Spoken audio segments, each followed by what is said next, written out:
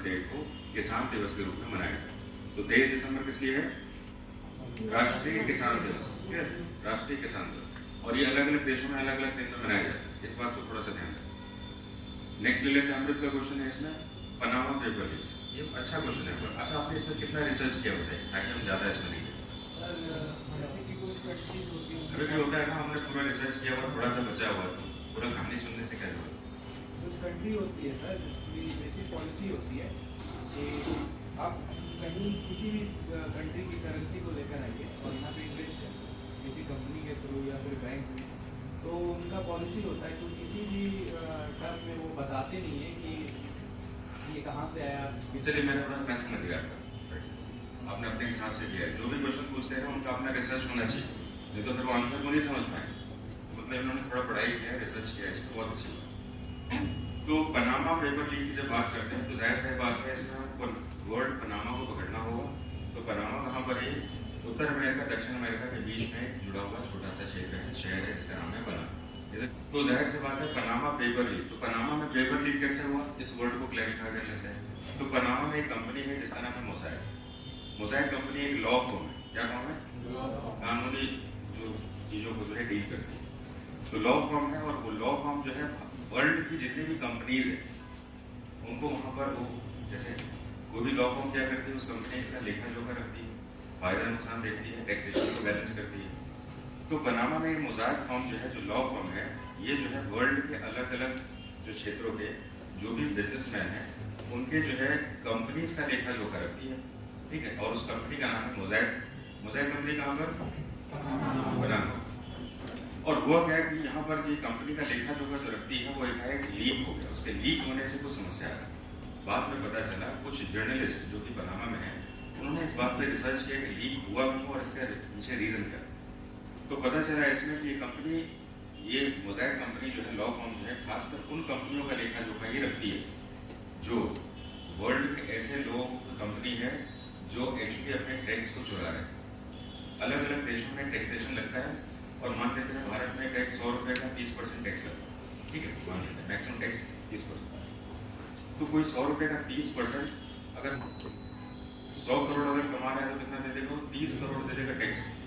तो 100 करोड़ का 30 करोड़ का टैक्स में देगा, तो ये अमाउंट बड़ा लग रहा है। तो जाहिर सी बात है, जो बिलियनियर होती है कंपनी, या जो लोग होते हैं जिनके पास सोर्सेज ऑफ रेवेन्यूज और इनकम ज़्यादा है इसमें, तो इतना बड़ा रेवेन्यू देना नहीं चाहते। तो सोचते हैं इनको इन्वेस्ट कहाँ पर करें जिससे कि हमारा पैसा जो है टैक्सेबल ना हो। तो ये क्या करते हैं कि ये ऐसे ही फर्म के थ्रू जुड़ते हैं और वो अपनी कंपनी एस्टेब्लिश करते हैं। और ये भारत में, भारत जैसे देश जहाँ पर रेवेन्यूज ज़्यादा ली जाती है, वहाँ पर इन्वेस्ट नहीं करते हैं। वर्ल्ड के कुछ ऐसे देश हैं जहाँ पर रेवेन्यूज जो है, टैक्सेशन बहुत कम है, जिनको टैक्स हेवन जैसे देश कहते हैं। क्या कहते हैं? Tax haven. टैक्स हेवन क्यों कहते हैं? क्योंकि जैसे भारत 30% है, तो वहाँ पर 5%, 4%, तो टैक्स बच गया ना, तो टैक्स हेवन है। तो टैक्स हेवन में कुछ देश हैं जिसको हम ले लेते हैं, जैसे कि हांगकांग हो गया, जैसे कि हमारा सिंगापुर हो गया, जैसे कि हमारा पनामा मान लेते हैं, जैसे कि स्विट्जरलैंड मान लेते हैं। तो कुछ वर्ल्ड में ऐसे देश हैं जहाँ पर टैक्स को बचाया जा सकता है और टैक्स बहुत ही मार्जिनल लगता है। तो भारत जैसे देश जहाँ पर टैक्स ज़्यादा लगता है, वो लोग क्या करते हैं, अपनी कंपनी को इसी देशों में बना लेते हैं, कंपनी को बना लेते हैं और अपना पैसा उन्हीं में लगा देते हैं, टैक्स भी कम लगता है। और इन देशों में खासकर इनके जो सरकारी नियम है वो क्या है, इसमें आपको अपने पैसे का सोर्स नहीं बताना।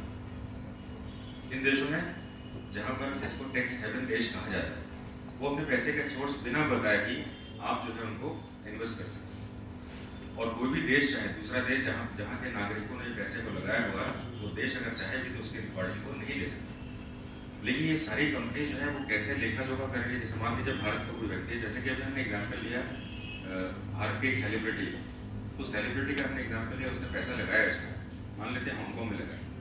तो हांगकांग में जाके तो अपना हिसाब किताब नहीं देखेगा, कोई लॉ फॉर्म को बनाएगा जो उसका हिसाब किताब पूरा देखे।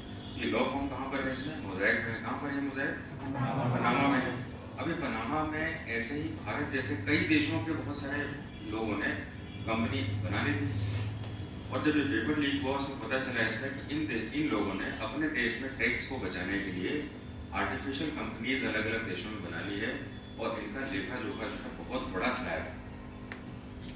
और वहाँ का डेटा जब बाहर लीक हो गया, कहाँ का डेटा? मोज़ैक कंपनी का। मोज़ैक कंपनी कहाँ पर है? तो जब डेटा लीक हुआ तो वर्ल्ड में जो है मोज़ैक को छोड़कर अब ये पनामा के नाम से जाना गया, जिसको कहते हैं Panama paper. I hope it is clear. ठीक है, ये कहानी थी जो कि बहुत ही इंटरेस्टिंग है, क्योंकि भारत के बहुत सारे लोग उसमें पकड़े जा रहे हैं और ऐसा कहा जाता है भारत के लगभग 500 प्लस सेलिब्रिटीज और बहुत सारे एमिनेंट पर्सनालिटीज में जुड़े हुए। क्लियर?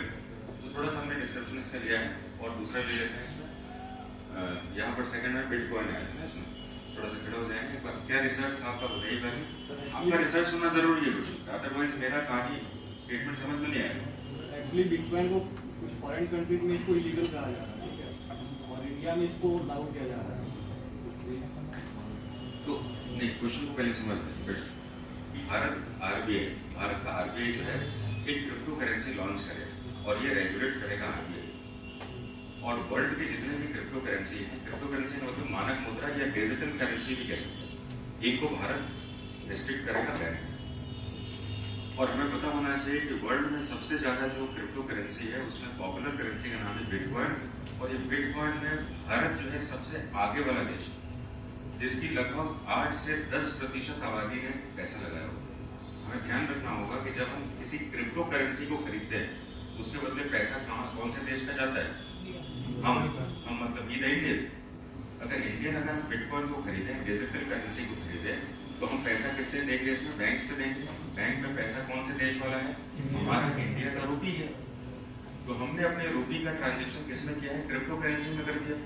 तो ये जो करेंसी को हमने खरीद लिया, अब वो भारत की करेंसी तो भारत में है नहीं, लॉस हुआ कि नहीं हमारा मॉनेटरी वैल्यू पर। तो जाहिर सी बात है, अगर ये क्रिप्टो करेंसी बिटकॉइन वर्ल्ड में स्टेबल होती और कोई देश इसको रेगुलेट कर रहा होता है जैसे डॉलर जैसा, तो फिर तो भारत को कोई परेशानी नहीं थी। लेकिन क्रिप्टो करेंसी को कोई रेगुलेट कर नहीं रहा है, कोई इसकी अथॉरिटी है नहीं, और आने वाले समय में मान लेते हैं कि ये बैंकरप्ट होगी, ये गायब होगी, तो भारत में जो लगा हुआ पैसा है वो तो भारत की करेंसी, भारत की इकोनॉमी से गायब हो जाएगा। तो भारतीय इकोनॉमी स्लैश डाउन होगी ना, तो जाहिर सी बात है इंडिया के लिए बहुत बड़ा रिस्क फैक्टर हो जाता है।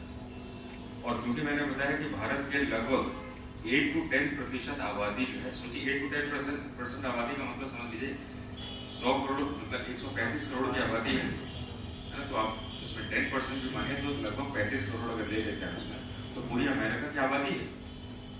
तो इतनी बड़ी आबादी ने जो है क्रिप्टो करेंसी में पैसा लगाया हुआ है, तो बहुत बड़ा लगाया होगा। और इतना बड़ा पैसा अगर हमने रिस्क में ले लिया तो जाहिर सी बात है इंडिया की इकोनॉमी पूरी तरह से शैम्पल हो जाएगी उसमें। और इसलिए सरकार और आरबीआई के द्वारा लिया गया फैसला जो है कि भारत अपनी क्रिप्टो करेंसी लॉन्च करेगा, जो आरबीआई रेगुलेट करेगी, ये मेरे हिसाब से बहुत ही अच्छा है। Is it clear? तो बेसिक कंसेप्ट को क्लियर करें। एक और इकोनॉमी का क्वेश्चन आता है इसमें, क्या नाम था आपका? सोनम भारती का क्वेश्चन था